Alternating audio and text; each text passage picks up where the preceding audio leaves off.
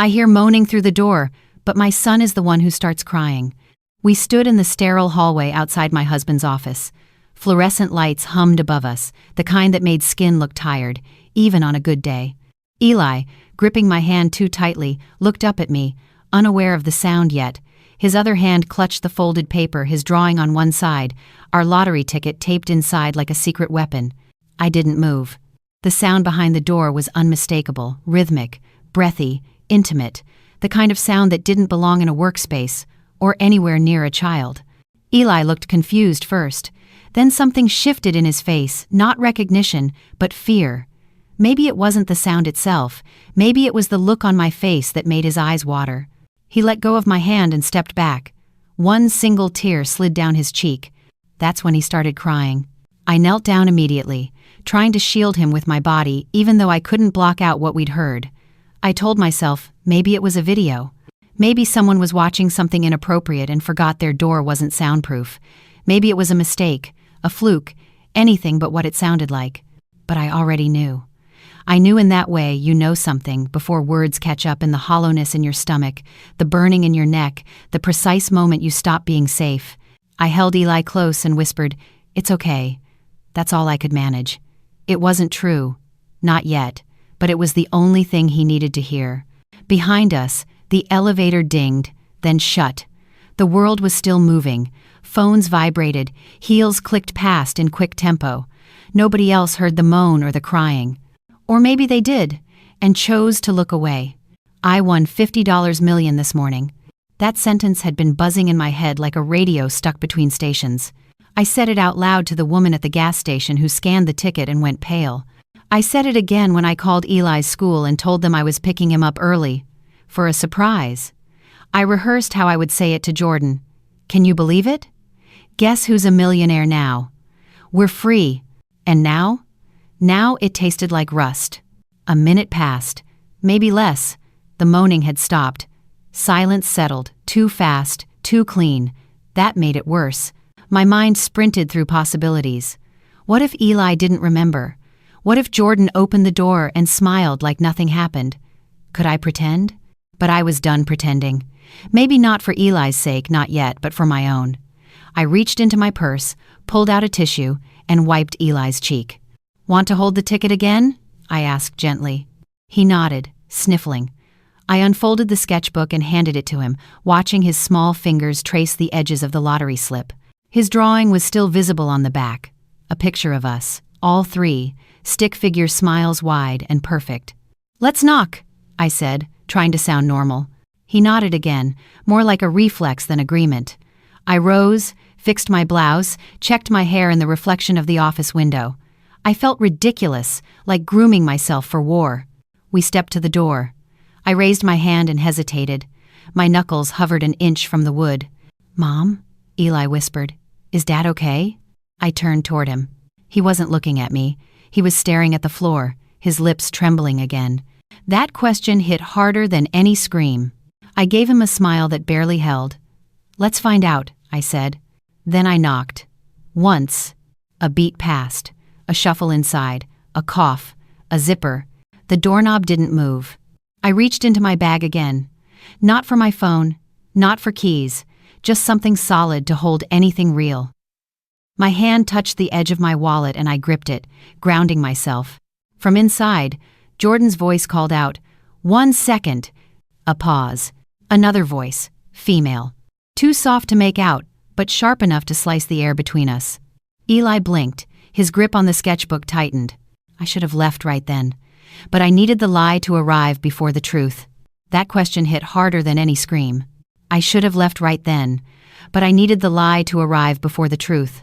I'm Olivia, 35, an accountant, from Houston, Texas. The morning started like any other, except I woke up rich. It didn't feel that way at first. I had gone to the corner gas station for a Diet Coke and a scratch-off. That's my ritual after dropping Eli off at school, $3 for hope and 1 for sugar. I never expect to win. I've joked with Jordan for years. "One day, it'll be us," he always replied. "We'd ruin ourselves with too much money." Turns out, you don't need money for that. I remember staring at the numbers, not comprehending them at first. I checked the results online twice. Then I went to the cashier and asked him to scan it. His face turned to stone. He stammered. You need to call the claim number on the back.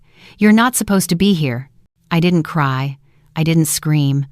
I just walked to the car, sat still for a while, and whispered, "Holy shit." Then I smiled. And I cried a little. It wasn't just the money. It was freedom. We'd been scraping by, counting on Jordan's next promotion. I was working late shifts doing taxes for medical clinics while trying to make sure Eli had what he needed.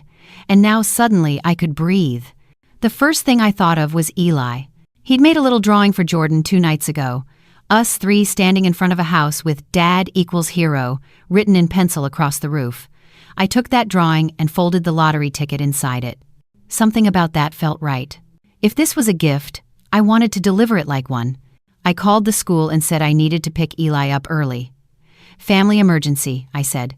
The only emergency was Joy. We got Chick-fil-A on the way home, and I told him, "You and I have a surprise for Dad today." Eli's eyes lit up. "Are we going to tell him we're rich?" I laughed. "Not yet.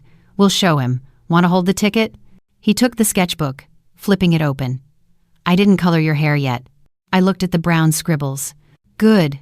It's still black for now." We rehearsed how we'd walk into Jordan's office, how Eli would give him the drawing and say, "Check what's inside." Then I'd say, "You always said we'd never win. Guess you were wrong." It was supposed to be perfect. A memory. Something we'd laugh about forever. He always said lies made noise. I never thought I'd hear one. That thought slid into my chest like a knife later, when I stood frozen outside his office door.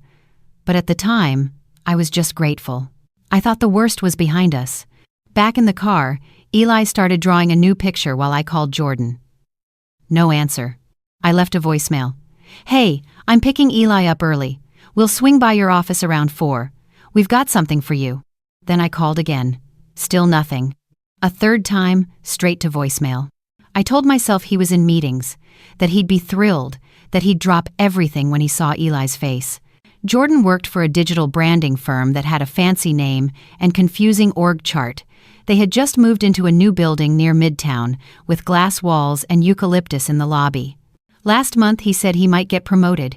He said they were watching him. HR, the execs, all of them. One more client, and I'm in. I wanted him to feel like he had already won. We parked in the underground garage. I checked my reflection in the rearview mirror. I hadn't changed clothes, hadn't showered again. My makeup was old, lips dry. I smoothed my blouse and tightened my ponytail. "You ready?" I asked Eli. He held up the sketchbook. "We should walk in slow." "Slow?" "Like in a movie." I laughed again. God, I loved that kid. We took the elevator up. Eli tapped his foot, watching the numbers blink. "Is Dad gonna cry?" he asked. I said, "Maybe a little." "Will he scream?" I paused. "Not like that." And it was man. I was still smiling when the elevator opened. That was about an hour before I heard the moaning. Now, in hindsight, it's easy to rearrange the signs. But in that moment, I was still in the dream, still floating on the possibility that today would be the first day of the rest of our lives. The receptionist was someone I'd seen once before, briefly at a Christmas party. Slim, tight blazer, glasses that looked expensive. She blinked when she saw me walk in with Eli. "Oh, hi. Can I help you?" "We're here for Jordan Tan," I said, smiling. "I'm Olivia, his wife." Something flickered across her face, just for a second, but I caught it. "Right, of course. He's in a meeting." I leaned slightly forward. "With a client?" "I think, yes." Her voice broke upward at the end. She glanced toward the glass doors. Eli craned his neck to look around the lobby. I watched the receptionist's hand twitch toward the phone, then fall away. "We won't interrupt," I said. "Just wanted to surprise him." I looked up. There were security cameras near the ceiling. One pointed at the lobby, another aimed toward the hallway. Little blinking lights, watching everything, recording everything. The elevator chimed. A woman stepped out, adjusting her blouse and smoothing her hair. She wore red lipstick, tall, heels. She didn't look at me. She walked past, fast, like she was late to a funeral. Eli turned to me. "That lady was running." End quote. I looked back at the receptionist. Her face had gone blank. "We'll just go up," I said, already moving. The receptionist said nothing. He always said lies made noise. I never thought I'd hear one.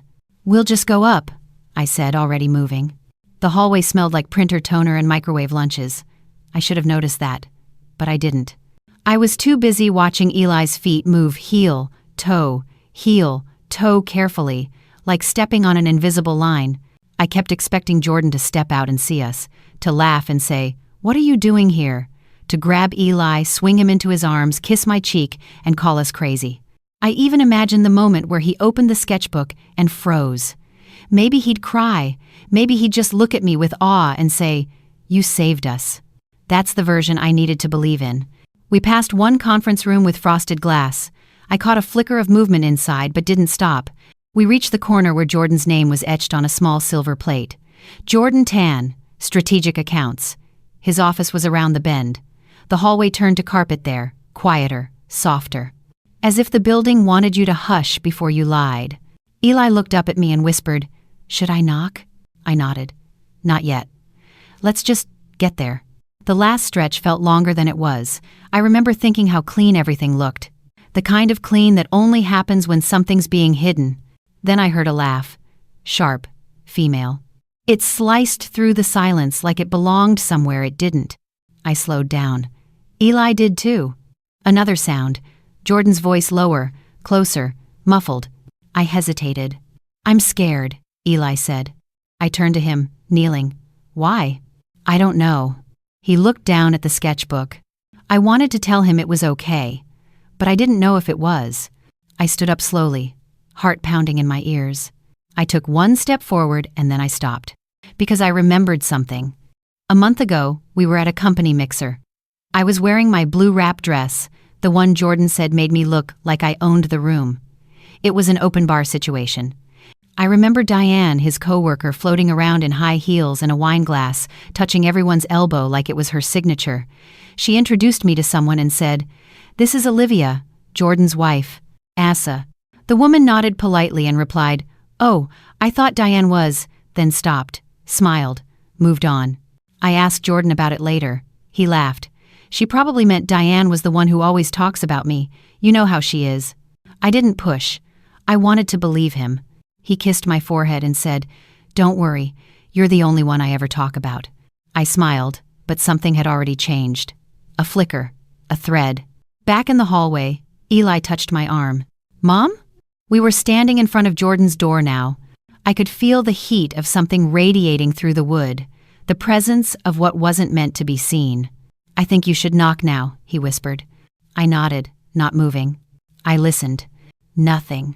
No more laughing, no voices, just the hum of electricity and the weight of the moment pressing down on us. I knocked. Once, then again, louder. From inside, 1 second. My heart kicked against my ribs. Then, shuffling. A zipper. A drawer slamming. Eli held the sketchbook up like a shield.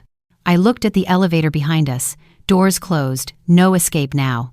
The handle turned slowly. But before it opened, I said, "Wait." Eli looked at me. I grabbed his hand.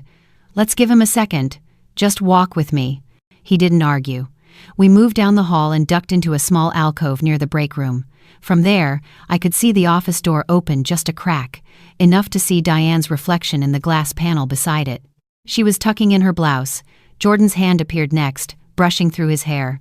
He didn't step out. He didn't look around. They were whispering. Then, clear as a bell, she laughed again. And my chest locked up. I stared at the snack machine beside me, watched the red digits scroll the time. 4:11 p.m. Eli sat on the bench, looking down at his drawing. He said, "Maybe we should go home and tell him later." I nodded but didn't move. He added, "You think he'll like the picture?" I swallowed hard. "I think he'll love it." But I didn't believe it anymore. I looked back toward the hallway. The door had shut again. I checked my phone. Still no text. Still no callback. That's when I started to run math in my head. 1 call. 2 missed voicemails. Meeting at 3 p.m. Receptionist lied. Diane in the elevator earlier. Her blouse. Her laugh. Too many pieces fit. I thought about the way Jordan's phone always faced down when he got home. How he never let me charge it for him, even when it died. I thought about the night he told me not to come to the company holiday party last year because clients might think I wasn't focused. I thought about the silence he offered me when I asked if we were okay, and he said, "Why wouldn't we be?" I pressed my fingers to my temple. A woman passed the break room and nodded politely. I nodded back, trying to smile, pretending I was just a wife on a visit, not someone seconds away from realizing her life had shifted and cracked and broken in quiet places she hadn't noticed. Eli said, "Can I get a snack?" "Sure." I dug for change. The only thing I had was a 5. He pressed the buttons carefully. Chips fell. He didn't eat them. He just held the bag and waited. "Let's go," I said finally. He stood up. "Are we giving Dad the surprise?" I looked at the sketchbook again. Our 3 stick figures. Jordan's smile drawn too big. "Not yet," I said. "Let's wait until he's ready to see it." The hallway turned to carpet there. Quieter, softer, as if the building wanted you to hush before you lied. "Not yet," I said. "Let's wait until he's ready to see it." The lobby was colder when we came back down. Or maybe it was just me. I guided Eli out of the elevator with one hand on his shoulder, the sketchbook now pressed against his chest like something fragile. He hadn't said anything since we left the hallway upstairs. Just walked quietly, head down, lips pressed together. I couldn't tell if he understood or if his silence was his way of not asking questions he wasn't ready to hear the answers to. The receptionist looked up when we stepped out. She straightened her posture and forced a smile. "Did you get to see him?" I kept my expression neutral. "No, he was busy." Her smile faltered for a fraction of a second before returning. "He's usually free around this time." I nodded. "We'll come back another day." She said something else, but I didn't hear it. My eyes had caught movement behind her, 2 glass doors slowly swinging shut on the far side of the lobby. Diane had just exited. She was walking across the atrium in fast, confident strides, tapping on her phone. She didn't look up, didn't see us. Or maybe she did. Maybe she just didn't care. "Mom," Eli whispered, tugging my sleeve. "That's the lady from upstairs." "It's not Crade." I looked down at him. "Yeah," I saw. He was still staring, eyes narrowed. She looked mad. I didn't know how to respond to that. So I didn't. I turned him toward the front of the building. The lobby was wide, flooded with sunlight from the floor to ceiling windows. A sitting area with faux leather chairs sat in the center, flanked by neatly trimmed plants and a coffee station that no one was using. A security guard stood near the glass entrance, nodding politely as we passed. As we stepped through the revolving door, I turned back one last time. There it was. The dome camera mounted on the ceiling just above the elevator banks, blinking faintly. Watching. Recording. I made a mental note. Outside, the wind had picked up. Eli shivered and I wrapped my arm around him. The sun was still high, but it no longer felt warm. I unlocked the car, and he slid into the back seat without a word. I climbed in and shut the door, letting the silence settle around us. I didn't start the engine. I just sat there. 1 breath. 2. 10. I glanced back at him. He was staring at the sketchbook again, not at the ticket inside at the drawing. His little hands traced over the lines of our stick figure family, over Jordan's big smile. His voice was small. "Why didn't Dad come out?" I swallowed. "He was in a meeting. He always comes out." "I know." He looked up. "Did he see us?" "I don't think so." Eli went quiet again, and then almost too soft to hear. He didn't want to. I turned fully in my seat and reached back to brush the hair from his forehead. That's not it. But I didn't know what it was anymore. I started the engine and pulled away from the curb. As we turned out of the lot, Eli said, "Can we still tell him later?" I said yes, but I didn't believe it. Not until I knew more. We drove in silence most of the way. The only sound was the soft shuffle of pages as Eli flipped through his sketchbook. "A few streets from home," he asked. "Can I have ice cream?" "Of course." We stopped at a little corner place near our neighborhood. I watched him eat slowly, spoon scraping against the paper cup. He didn't smile, didn't speak, just stared out the window. I checked my phone again. Still nothing from Jordan. I tried not to think about what that meant. Back home, Eli went to his room. I gave him space. He needed it. So did I. I sat at the kitchen table, turned the sketchbook over in my hands, opened it carefully. The ticket was still there, intact. I exhaled slowly. There was still a part of me, the accountant part, that wanted to catalog, record, verify. But another part of me knew this wasn't about numbers. This was about something breaking, something I couldn't balance or audit. I stared at the ticket for a long time. It felt heavier now. When I heard the doorbell ring, I jumped. I wasn't expecting anyone. I opened the door to find a delivery driver holding a small padded envelope. "Olivia Tan?" he asked. "Yes." He handed it over and left without another word. No sender listed. Inside, a USB stick. No note, no label, just a small black drive. I stared at it for several seconds, then went to the living room, turned on my laptop, and inserted the drive. One folder, one file. 4C Hall, 0313.mov. My pulse quickened. I hovered over the file name, then clicked. The screen went black for 2 seconds, then flickered to life. Surveillance footage. A security camera feed. Hallway outside room 4C. Timestamp. Today. 3:52 p.m. I watched as the frame stayed still. Then, Diane entered from the left, looking over her shoulder.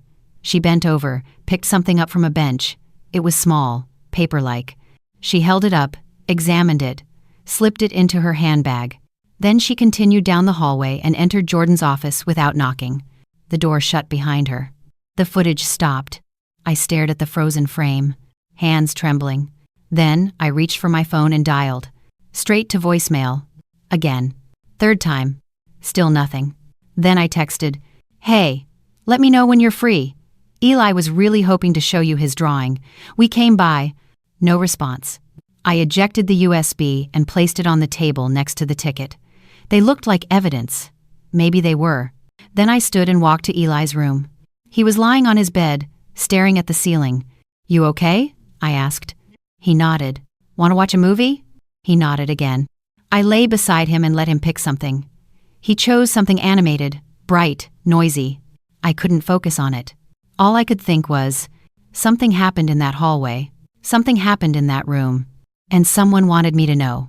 The hallway turned to carpet there, quieter, softer, as if the building wanted you to hush before you lied. And someone wanted me to know. The next morning, I dressed differently. No soft blouse, no light makeup, no hope folded into my sleeves. I wore black pants, a fitted coat, low boots, hair pulled back tight. I didn't want to look fragile. I wanted to look like someone who had already seen what she needed to see and wasn't asking for explanations anymore. Eli had a field trip that day, so I packed his lunch, double-checked the permission slip, and kissed him goodbye with a steadiness I didn't feel. He smiled, small but real, and said, "Maybe we can tell Dad this weekend?" I just nodded. I didn't lie. I just let him imagine something I no longer did.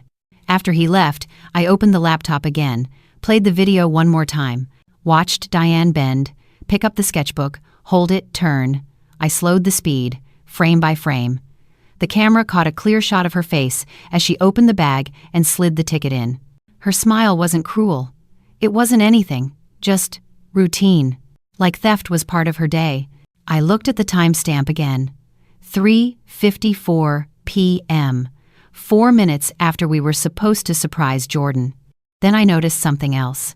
The camera was mounted across from the reception area. That meant I replayed our descent to the lobby, the look on the receptionist's face, the awkward pause, the delay, and I remembered the small tilt of her head when I said I was Jordan's wife. She already knew. Not just about the meeting, about Diane, about what happened upstairs.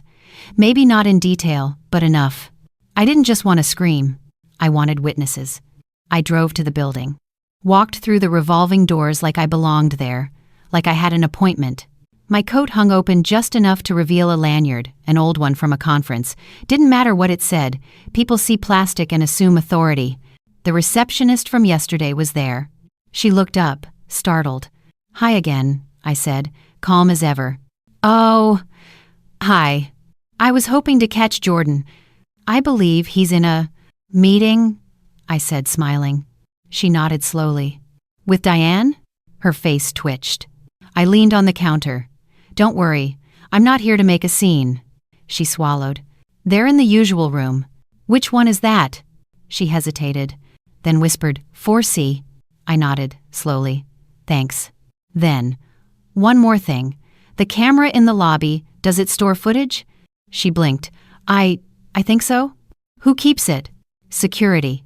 There's a room behind the elevators. I smiled again. Appreciate it. I walked away before she could ask any more questions. I passed the elevators and entered the hallway. Same thin carpet, same hush. I stopped by a side bench, the one Diane bent over in the footage. It was empty now, clean. But I noticed the corner of the security camera still visible overhead. Public scene confirmed. I stepped into the hallway and didn't stop at 4C. I stood across from it, waited. I pulled my phone out, tapped record, and aimed the lens toward the door. 10 seconds passed. Then the door cracked open. Diane stepped out, alone this time. She turned, adjusting her blouse again, same way as yesterday. Her hair was down today. Loose, casual. She didn't look around, but I was right there. She froze when she saw me. "Hi," I said. Her eyes flicked to my phone, still recording. "What are you doing?" "Documenting," I said. "Want to see something?" I played the video. The USB footage. Her face turned to stone as she watched herself pick up the sketchbook. "That's my son's," I said quietly. And inside it, a lottery ticket. $50 million. Her mouth opened. Closed. She reached for the phone. I stepped back. "Try it. I'll send this to HR right now." "Look, I didn't know." "You picked it up. You looked at it. You kept it. You went into that office and closed the door behind you. I have every second." Her voice lowered. "I didn't steal it. I thought someone dropped—" "Don't lie," I snapped. "You looked right at the name written on the inside. You knew it was ours." She looked like she might cry. But I didn't care. "I'm not here for you," I said. "I'm here for the truth." I turned and walked away. Back in the lobby, I approached the security guard. "Hi, I need to request some footage." He raised an eyebrow. "You staff?" "No, but I'm in one of the recordings, and I believe a crime occurred." He hesitated. "What kind of footage?" "Yesterday, lobby. Around 4:10 p.m., my son and I visited someone upstairs. I believe something important happened on camera." He frowned. "You have ID?" I handed him my license. He glanced at it, then buzzed me through a side door. Inside, the security office was cramped and lit by multiple screens. A second guard nodded as I entered. "Lobby footage from yesterday?" he asked. "Give me a second." He typed something, clicked. Then, "You mean this?" On screen, me and Eli entering. The receptionist looking uncomfortable. Diane walking out shortly after. Me staring after her. Eli tugging my sleeve. "You see her reaction?" I asked. The guard squinted. "The receptionist?" "Yes. Watch her face." He did. He leaned closer. "She recognized something," I said. He nodded. "Want a copy?" "Yes, please." He handed me a form. I signed it. He burned the footage onto a fresh USB. When he handed it over, he said, "I don't know what's going on, but good luck." I nodded, pocketing the drive. I stepped outside. The sun was warm again, but it didn't feel like comfort. It felt like spotlight. I walked to the car, locked the door, and sat still for a moment. I had 2 USBs now. One from the hallway, one from the lobby. Together, they told a story. Jordan still hadn't called, still hadn't replied, still hadn't asked why his wife and son had shown up unannounced. He was hiding, or avoiding, or waiting for me to give up. I thought of Eli, sitting on the bus right now, maybe laughing with friends. I thought of him asking about that sketchbook, about when we'd show Dad the surprise. I looked down at my purse. It was zipped now, locked. Inside, both drives, the ticket, and a copy of the drawing. I wasn't just carrying proof. I was carrying a beginning. I wasn't just carrying proof. I was carrying a beginning. Together they told a story. It wasn't until I saw the email that I truly believed myself. I had enough instinct, enough noise, enough footage, but the HR email was the kind of evidence that couldn't be twisted, couldn't be rephrased by someone else's version of events. It was neutral, uncaring. The kind of truth you print on company letterhead and assume no one will ever find. And I only saw it because someone forgot to lock their screen. That someone was Jordan. It was the next morning. He'd left early, told me he had back-to-back meetings all day. No kiss goodbye. Just the sound of keys, the creak of the front door, and the engine fading down the street. I waited until Eli was off to school. I packed his lunch with practiced calm, wrote a little note that said, "You're my sunshine," in the corner of his napkin. He grinned when I handed it to him. No mention of the sketchbook. Not anymore. At 9:17 a.m., I drove to Jordan's building. I didn't park in the visitor lot. I parked at the end of the block, waited until I saw a group of employees heading in, and followed them like I belonged. One of them held the door. I smiled and murmured, "Thanks," and they didn't think twice. The receptionist wasn't the same girl from before. A new face, fresh lipstick, oversized coffee. She glanced up as I passed. "Hi, I'm just dropping something off for Jordan Tan," I said, lifting the envelope in my hand, a decoy. Inside was a blank sheet of paper. She barely looked at me. "Second floor, office 4C. The same room. Of course it was. I walked like I'd been there 100 times. Past the hallway where Diane had picked up Eli's sketchbook, past the bench, past the camera dome blinking silently in the ceiling. I didn't go to 4C. I went to Jordan's desk. He had a private office, yes, but there was a shared workroom behind it, a bullpen for lower-level strategists and floating analysts. His cubicle was at the corner of that space, empty.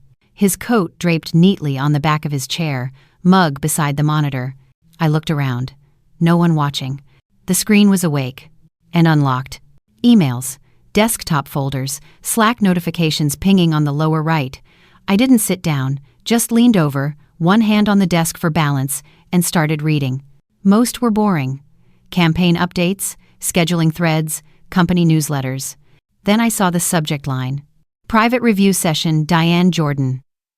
Refation 121, HR. Meeting logged, 3 p.m., 3:50 p.m., room 4C. I clicked. The thread opened. A message from HR. "Hi, Jordan.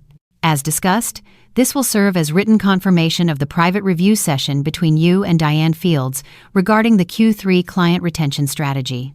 Session scheduled. Friday, 3 nachmittags, 3:50 nachmittags. Location. Room 4, C. This session will remain off calendar per your request, but all notes must be submitted by Monday for review and audit. Regards, Maya Lin.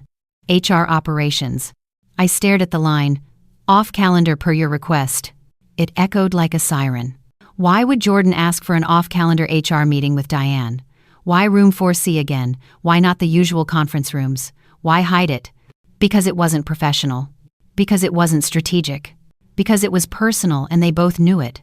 I took a picture of the screen with my phone. Then, a close-up of the timestamp. I clicked out of the email, careful not to leave it open. My pulse pounded in my ears. I could feel sweat at the base of my neck, despite the AC humming softly in the background. I didn't run. I walked. Past the bullpen. Past the kitchenette. Paused at the hallway again. I could hear voices behind the door of room 4C. Muffled. Laughter. Jordan's voice. Then Diane's.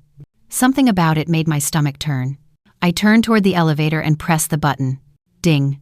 Doors opened. I stepped inside and didn't look back. Down in the lobby, the new receptionist barely glanced up as I passed. Outside, the sun was hot. Too bright. The light felt wrong on my skin, like the world was trying to sterilize what I'd just seen. I slid into my car and shut the door, gripping the wheel like it might anchor me to something solid. I opened the photo gallery on my phone. There it was, the HR email. I zoomed in on the line about the session, saved it twice, uploaded it to cloud storage, backed it up.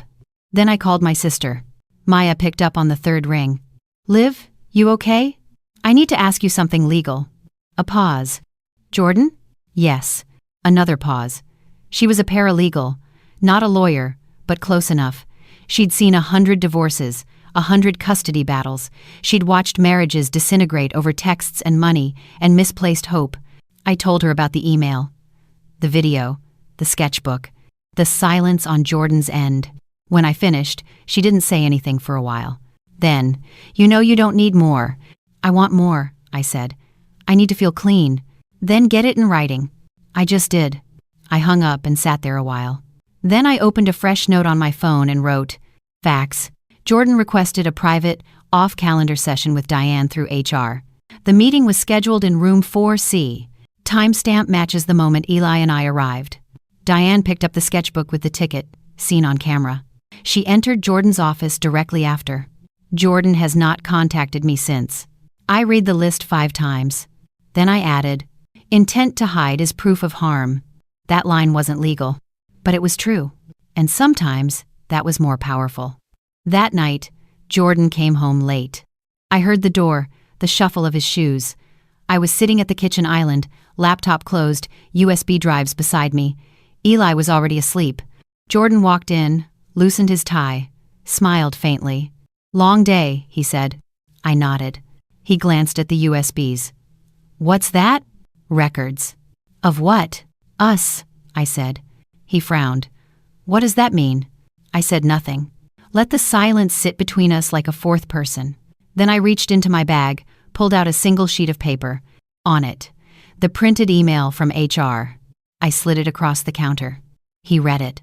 His face drained. "Liv." "No," I said. "Don't lie. I have the footage, Jordan. Of Diane. Of room 4C. Of the ticket." He opened his mouth again. I cut him off. "You knew Eli had that drawing." He lowered his eyes. I pointed at the email. "This isn't about cheating. This is about erasure. You chose to erase us in favor of her." End quote. Ingraded. End quote. I didn't. You did. And I stood. Walked away. Not crying. Not shouting. Just done. Intent to hide is proof of harm. You chose to erase us in favor of her. The thing no one tells you about the truth is that it doesn't feel like justice when it lands. It feels like absence. A stillness. Like someone just took your breath away and didn't bother replacing it. That was me the morning after I handed Jordan the email. He didn't sleep in our bed. He stayed in the guest room. Didn't speak to me. Didn't deny anything. Didn't touch the coffee I made or say good morning to Eli. But he didn't leave either. He lingered ghost-like, waiting for something. Maybe for me to yell. Maybe for a loophole. Maybe just to be forgiven without earning it. But I didn't yell. And I didn't forgive. Not yet. Eli sensed something was different. Kids always do. At breakfast, he asked why Dad was eating in a different room. I told him Dad had a cold. He blinked. "Can we still show him the ticket?" My throat tightened. "Maybe later." He frowned, then nodded and kept coloring in his cereal box puzzle. After I dropped him off at school, I didn't drive home. I drove to the park. Sat on a bench near the duck pond, legs crossed tight, hands clenched in my lap. I stared at the water and thought about all the things that might come next. Legally, we weren't in divorce proceedings. Not yet. But emotionally? The papers were already filed in my heart. I had the email, the footage, the silence, the timeline, the cold absence of remorse. But what I didn't have was a plan. What do you do when your marriage ends quietly? When there's no screaming, no slammed doors, just the slow sinking of a ship built with shared debt and a child who still draws stick figures of all 3 of you. What happens when you win $50 million and realize the person you were planning to share it with has already taken more than money from you? I thought about what Maya said. "You don't need more." But she was wrong. I needed everything. Not because I was planning a legal ambush, because I needed the story to make sense. I got home around noon. Jordan's car was still in the driveway. Inside, the guest room door was shut. I paused in the hallway, listening. Nothing. I went to our room, pulled out a small, fireproof lockbox from the closet, and opened it. Inside were old tax returns, birth certificates, a copy of our prenup. Yes, we had one, drawn up 5 years ago, at Jordan's insistence. He wasn't wealthy then. Neither of us were. But he'd said, "You never know what happens with people when money gets involved." Funny? He was right. He just didn't realize he'd be the one to change. The prenup was clear. Joint assets remain split equally unless infidelity voids Clause 4. Any inheritance, windfall, or lottery gain remains sole property of recipient unless co-claimed on paper. Marital misconduct resulting in breach of public trust allows reassignment of custodial privileges. It was templated, dry language.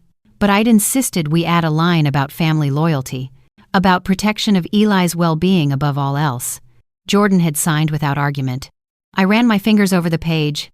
One line stood out now more than ever. Breach of emotional commitment to family may constitute material harm. I didn't understand what that meant when we signed it. I did now. I heard movement behind me. Jordan. He stood in the doorway, eyes tired, face pale. I saw the prenup, he said. I said nothing. I don't want to fight, he added. Still, I stayed silent.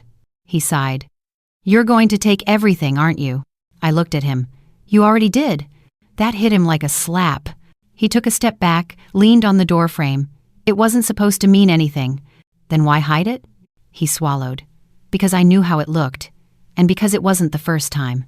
My stomach dropped. The room tilted for a second. He looked down, ashamed. It's been going on 6 months. End quote. I sat slowly. The math was clearer now. 6 months. That explained the missed dinners, the sudden strategy meetings, the conference trips that never came with receipts. You brought her into our son's moment, I said, voice trembling, into the biggest moment of his life, of mine. He looked like he wanted to explain, but there was nothing left to say. So he sat across from me, quiet. The collapse wasn't loud. It was slow, unfolding, structural, like a house we both lived in but stopped maintaining years ago. He finally said, I didn't think you'd come that day. Why? You're always working. You hate surprises. I don't hate them. I hate being lied to. He looked down again. Then, what are you going to do? I stood, picked up the USB drives, the sketchbook, the prenup. I don't know yet, I said, but it won't involve pretending. I have. That night, after Eli went to sleep, I emailed myself a copy of everything. The hallway footage, the lobby footage, the HR email, the prenup scan, the photo of the sketchbook with the ticket inside. Then I drafted a message to Maya. Subject, activation? I didn't send it. Not yet. Before bed, I opened the sketchbook one last time. The drawing was still there, still happy, still whole. Then I flipped to a blank page and started a new one. 2 figures this time. A mother and her son. No labels. No house. Just the 2 of us holding hands. With a blank space above. Room to draw what came next. The collapse wasn't loud. It was slow, unfolding, structural. With a blank space above. Room to draw what came next. There's a particular moment after devastation when the silence starts to sound different. Not like mourning anymore. More like clarity. I woke up the next day before dawn. The air in the house felt still, as if it knew something had shifted. Jordan had left sometime in the night. The guest room was empty. No note, no text, just absence where noise used to be. I didn't cry. I didn't rage. I stood in the doorway, looked at the impression on the bed, and quietly closed the door. This wasn't heartbreak anymore. It was relief in disguise. I made coffee. Let it steep too long. Drank it anyway. Eli woke up around 7, sleepy-eyed and warm, dragging his blanket behind him. He blinked at me. Is today a school day? It is, I said, but you're staying with me. His face lit up. Really? I nodded. We're going on an adventure. He clapped, dropped his blanket, and ran for socks. I didn't know where we were going exactly. I just knew we had to move. I packed snacks, water, a light jacket for him, and the sketchbook. I didn't touch the lottery ticket. It stayed in the lockbox. Safe. Quiet. Not the center of our story anymore, but a thread running through it. By 8:30, we were on the road. No GPS. No destination. Just out. We drove for almost an hour before I spotted a sign. Lakeside Trail and Nature Preserve 3 miles. I turned off the highway. The gravel road was bumpy, the trees overhead thick and turning yellow with the first hints of fall. At the end of the trail was a small lake, fog still hovering over the water like breath. Eli gasped. It looks like a movie. We parked. He grabbed his sketchbook and took off toward the benches by the shore. I followed, slower, letting the air touch my skin, letting the past week melt into the trees. He drew ducks, trees, the edge of the lake. I just watched him. No phone, no notifications, no husband, just us. Eventually he asked, "Can I draw our family again?"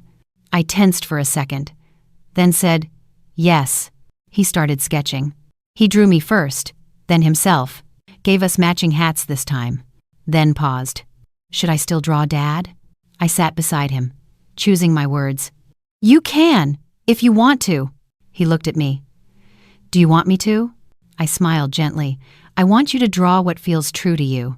He thought about that, then drew a small figure, far away in the corner, no label. He whispered, maybe he's just not in this part. That afternoon, we went for ice cream again. It became our ritual without saying it aloud. I let him pick the flavors. Let him eat 2 scoops. Let him laugh when he got it on his shirt.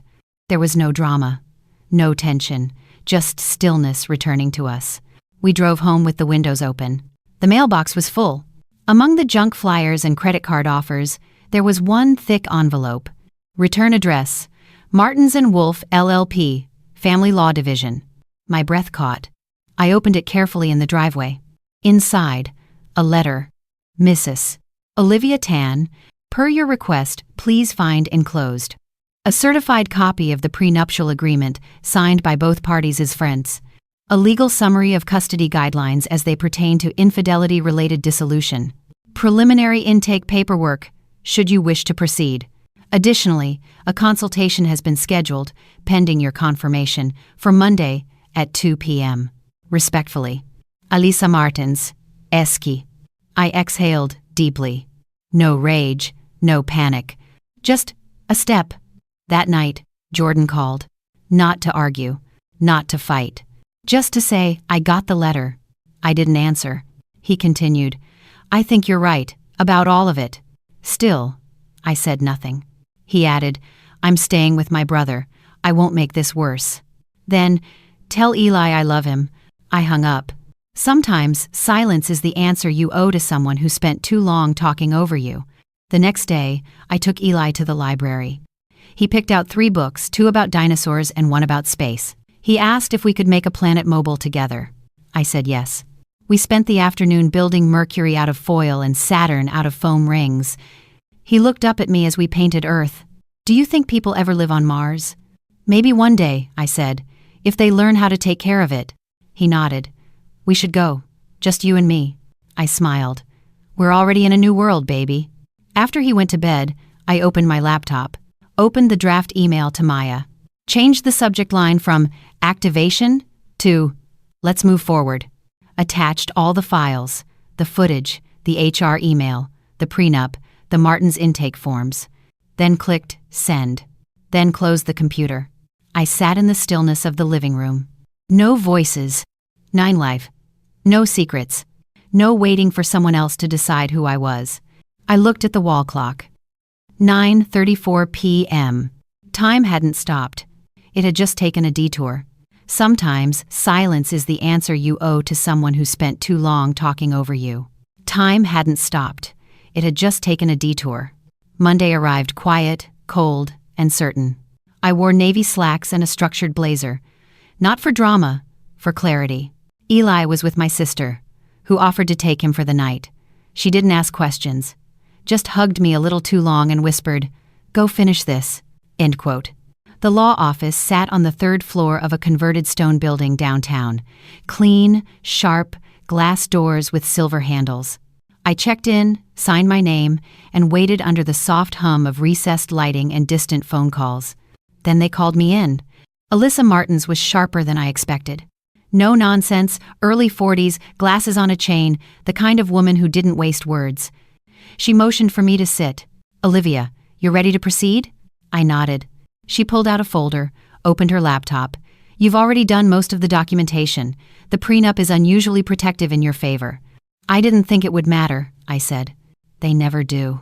She slid a form across the desk. "Before we file, I need one last piece. I understand you have footage?" I pulled out the second USB, the CCTV from the lobby, and from the hallway upstairs. She took it, labeled it, and slid it into her laptop. Her eyes moved fast. Lobby first. She watched the timestamp, Diane leaving, receptionist watching, me and Eli waiting, the tension. Then the hallway. Diane picking up the sketchbook, inspecting, slipping it into her bag. "Was this before or after she entered your husband's office?" Alisa asked. "Before. About 2 minutes." She nodded. "And your husband never acknowledged the ticket was found?" "No. Not even after I confronted him." She closed her laptop. "That's enough." I exhaled. Enough for what? Enough to frame this not as infidelity alone, she said, but as a reputational breach. What does that change? It means we don't just go after custody and assets, we go after position. Publicly. I sat back. I'm not looking to ruin him. She studied me. He did that himself. I nodded, slowly. Then said, what would it look like? She didn't smile. Just started listing. Petition to freeze shared accounts. Motion to prevent unauthorized use of assets. Temporary custody order. Filing the footage and email as supplemental material in the complaint. Notification to his employer of potential ethics breach, since the misconduct occurred on company property and involved another employee. My chest tightened. Wouldn't that destroy his career? She paused.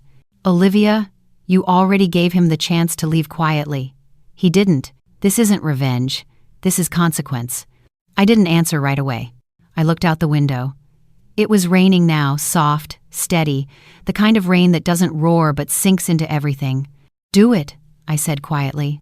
Alyssa nodded. Then we begin today. By 2 p.m., the filing was made. By 3 p.m., Jordan's inbox had the official notice. By 3:15 p.m., a junior associate at his firm confirmed the HR office was reviewing sensitive material regarding internal conduct violations. H2 cross day. And by 5 p.m., my sister called me. You might want to check your phone, she said. I did. Text from an unknown number. Hey, I'm on Jordan's team. I just want to say people are talking. No one's surprised. And for what it's worth, we've got your back. I sat on the edge of my bed, still wearing my blazer. It wasn't victory I felt. It was release. Like something I'd carried for too long had finally been dropped. The next morning, Jordan called. He sounded hoarse. Tired. Maybe scared. Olivia, I just got the notice. I said nothing. I didn't think you'd go that far. Far? I echoed. I mean, telling the firm? Submitting video? Do you know what that does to my record? Yes, I said.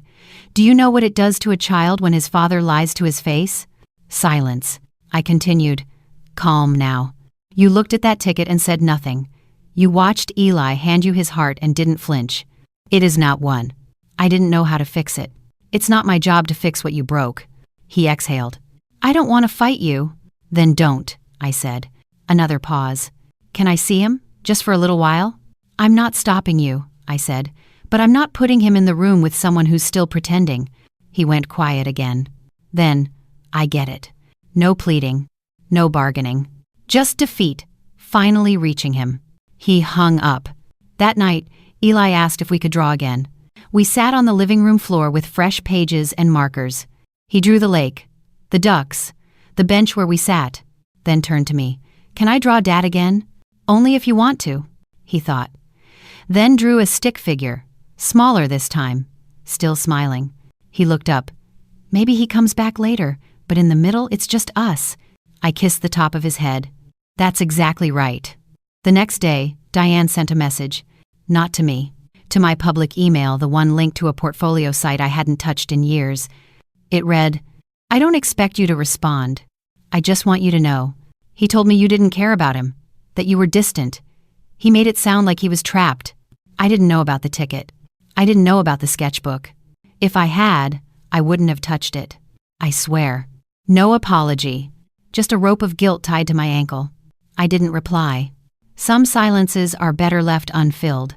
Later that week, HR issued a formal investigation notice. Jordan was placed on administrative leave, pending review.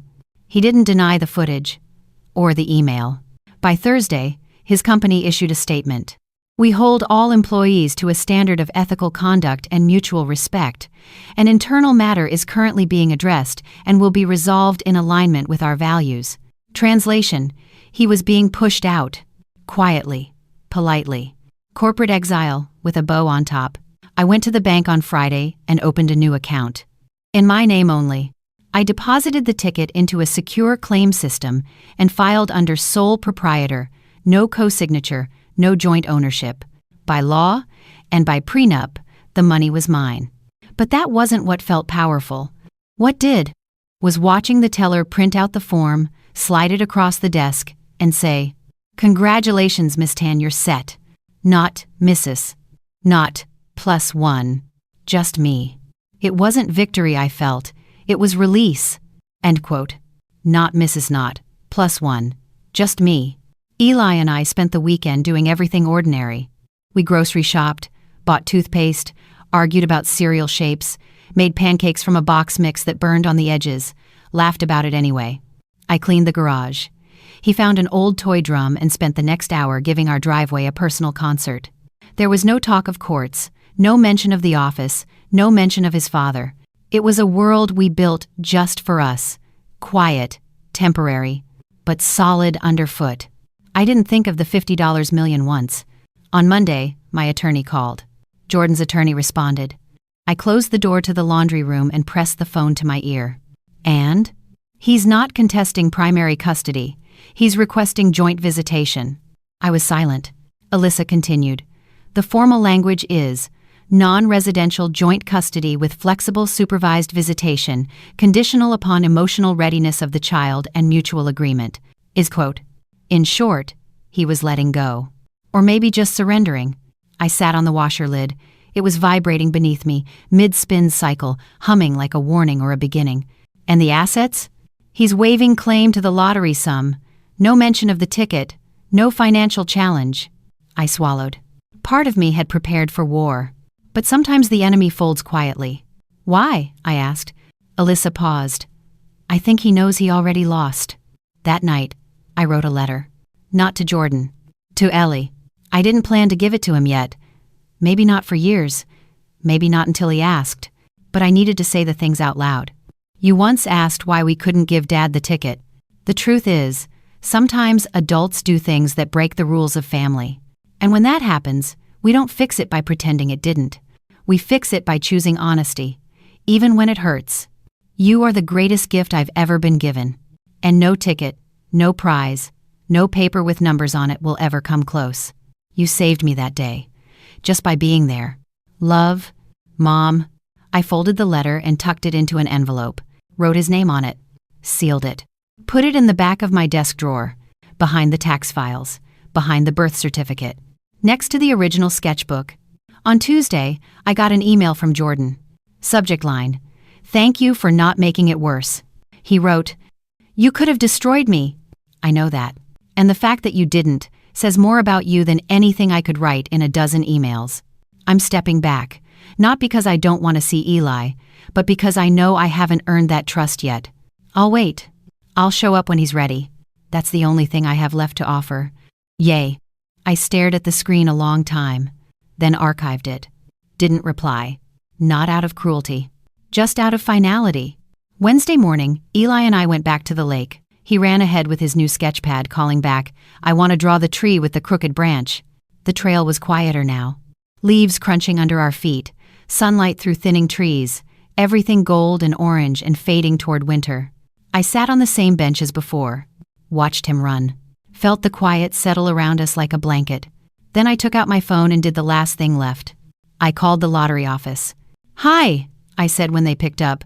"I'm ready to claim."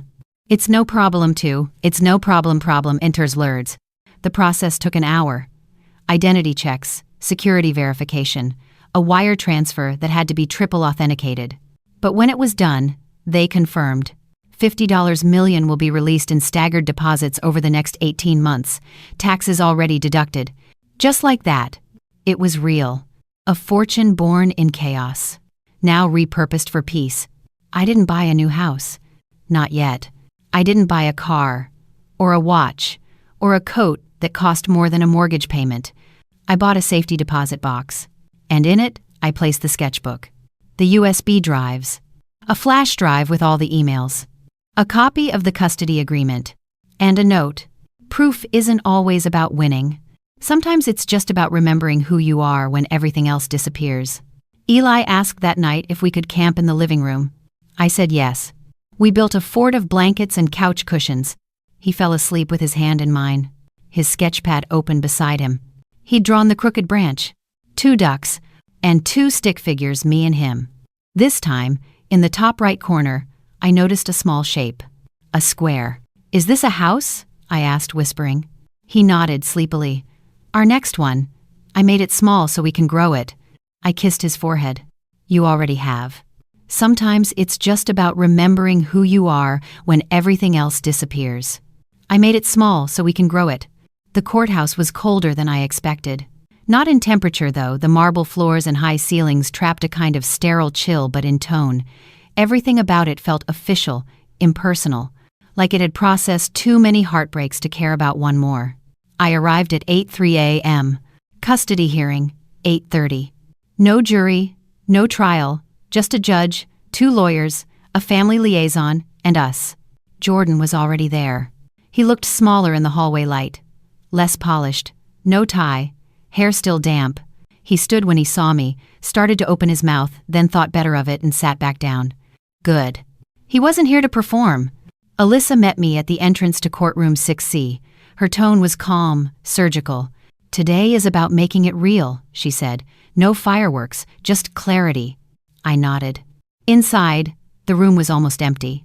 A clerk at one desk, the judge's chair still unoccupied. No rows of observers, no cameras, just fluorescent lights and a dull carpet. Jordan's lawyer, a tired-looking man in a charcoal suit, gave me a polite nod. I didn't return it. The judge entered, a woman in her late 50s with tight curls and a sharper gaze than anyone else in the room. She opened a manila folder and cleared her throat. Case number 2025 to 4312. Petition for custody agreement, review and ruling. We stood. Saturday, the formality unfolded in seconds. Then came the part that mattered. Alyssa began. Your Honor, we're not here to argue. The parties have already agreed to the terms. Full physical custody to the mother. Non-residential parental access contingent on the child's emotional readiness and mutual agreement. The judge raised an eyebrow. No objection from respondent? Jordan stood. No, Your Honor. Do you understand the full scope of this agreement? Yes, ma'am. She scanned the paperwork again. I've reviewed the documentation, submitted video evidence, internal HR records, a signed prenuptial agreement with language specifying breach consequences, and witness testimony from the petitioner's legal counsel. A pause. I see no need to delay. She signed the form, stamped it. And just like that, custody was mine. I didn't exhale until we were back outside. Alyssa placed a folded paper in my hand. That's your copy. The judgment. Custodial parent, Olivia Tan. Full legal and physical custody granted, effective immediately. I read it 3 times. Not for validation. For permanence. Jordan approached slowly, uncertain. His voice was quiet. I'm not going to fight you. Not now, not later. I know. He rubbed the back of his neck. He's a good kid. You raised him right. We raised him, I said. He nodded. I hope one day he'll want to see me again. That's up to him. Another nod. Nothing left. He started to turn away, then hesitated, reached into his coat, handed me something small. A folded drawing. One of Eli's. I recognized the sketch. It was one he made months ago. A rocket ship, 3 figures inside. Me, Eli, and Jordan. He tapped it once. I didn't know what to do with it. I didn't answer. He left. I got into the car, held the drawing, then, slowly, tore it in half. Not out of anger, but because some things don't belong in the future. That evening, Eli and I baked cookies. Chocolate chip, lumpy and imperfect. He added too much flour. I forgot the salt. We burned the first tray, laughed about it, made a second. He wore his superhero apron. Did you talk to the judge today? He asked. I did. Did she say we can stay together? I leaned down, kissed his forehead. She said, you're all mine. He grinned. Forever? Forever. He went back to scooping dough. Later that night, after he was asleep, I sat in the living room with the court papers on the coffee table, the sketchbook beside them. The original ticket still locked away, untouched since the claim. $50 million. It had changed everything. And nothing. Because the real win was quieter. Not on paper. Not in court. But in the stillness of bedtime. The confidence in Eli's voice. The lack of apology in my own breath. At 10:12 p.m., I sent Jordan one final message. He's safe. He's happy. If you want to be part of his life again, you'll have to prove that you belong in it. Not with apologies, but with presence. Until then, this chapter is closed. I clicked send, then opened my laptop and started writing something else. Not a message. A plan. I wasn't going to buy a mansion, or disappear into wealth. I was going to build something Eli could see grow. A foundation, maybe, for children whose voices were overlooked, for women who didn't know where to go when the walls fell in, a legal aid center, a shelter, a mobile clinic. I didn't know yet. But the money was no longer a ticket. It was a tool, and I would use it to build a world where silence didn't win. 2 weeks later, I received a letter in the mail. From Diane. No return address, just a name in tight, slanted script. Inside, one sentence. He told me lies too. That was it. No signature. No plea. No bitterness. Just a sentence acknowledging the wreckage. I burned it. Then turned back to the kitchen where Eli was building a solar system out of cookie dough. I didn't just survive what happened. I excavated it. Studied it. Learned how to breathe under its weight until I didn't have to carry it anymore. And in its place, I built a future. One where I didn't flinch when someone said, "Court." Where I didn't apologize for protecting my son. Where I didn't feel guilt for choosing myself. The real win was quieter, not on paper, not in court, but in the stillness of bedtime. And in its place, I built a future. It was a Sunday in late November when I realized we'd made it through. Eli and I were walking through the farmer's market downtown, the kind where the apples are too red to be real, and the old man with the banjo plays the same 3 songs every weekend. We were bundled in coats. He had one mitten off so he could grip his hot chocolate properly. I carried a bag of vegetables I didn't even plan to cook. Normal. That's what it was. Not loud. Not victorious. Not dramatic. Just real. We had entered a new season, and this time, no one was chasing us into it. At one stall, a woman waved me over. "You're Olivia Tan, right?" I hesitated. "Yes." She smiled, warm, kind, mid-30s, toddler in a stroller beside her. "I saw your name on the board for the new advocacy fund, the one for single parents and custody support." I blinked. "You're already seeing that?" "It's been everywhere, and honestly, thank you. I don't think anyone's ever made that kind of space for us before." I didn't know what to say. So I just said, "You're welcome." She handed me a flyer. "There's a community dinner next weekend. You should come, you and your son." Eli tugged my sleeve. "Can we?" I looked down at him. His cheeks were red from the cold, cocoa on his chin. "We can." Back home, I pinned the flyer to the fridge. Then, for the first time in months, I opened the closet and took out the lottery claim packet, the original envelope, sealed and stamped. I hadn't looked at it since the wire transfer went through. I opened it. Inside, confirmation of the $50M win, tax summaries, a letter from the lottery board congratulating me on a life-changing moment. They had no idea. The money changed things, yes. But the moment? That was Eli's. That was the sketchbook. The moan behind the door. The HR email. The second USB. The courtroom. The silence that followed. And the choice not to be erased. I put the envelope in a fireproof bag, zipped it shut, and placed it next to our passports. Safe, but not sacred. Because what mattered more sat on the shelf above it. A small wooden box. Eli's name carved in the lid. Inside. His first drawing from school. The letter I wrote him but hadn't given. A copy of the custody order. One photo of the 2 of us at the lake smiling, not posed, candid and golden. That was our real legacy. We moved in December. Not far. Just a quiet house with a fenced yard, 2 bedrooms, and a little garden that hadn't been touched in years. Eli named it The New Place. He painted a sign and hung it on the mailbox. Every time we pulled into the driveway, he yelled, "We're home!" Like it was the first time all over again. He asked once if Dad would ever visit. I said maybe, when he's ready. "When you're ready." He nodded, satisfied. Then added, "He can't live here though, this one's just ours." And that was that. Jordan sent a card in January. No return address. Just one line inside. "Still showing up? Still waiting?" He enclosed a drawing of a rocket ship. One figure this time. A child. No label. Just stars. I placed it in the wooden box. Not as forgiveness. As evidence that sometimes people try again. The foundation launched officially in March. We called it the Sketchbook Project. because sometimes the clearest truths come in crayon. We partnered with family law clinics, mental health counselors, and women's shelters, helped pay legal fees for single parents, gave out free journals and art kits to kids in court transitions. The first child to receive one was a 5-year-old named Mikey.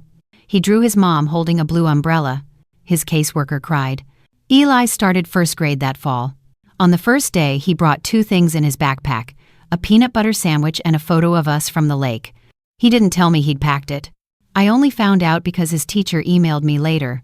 He shared it during circle time. Said, "This is my mom. We went to the lake after we won something big." But that wasn't the prize. I read that line 10 times, and then I cried. Not from grief, from grace. One night, months later, I took out the sketchbook again. The original one. Flipped through it slowly. The robot pages. The rocket ship. The day we visited the office. The one with all 3 of us holding hands. Then the new ones, just me and him. And finally, the crooked tree.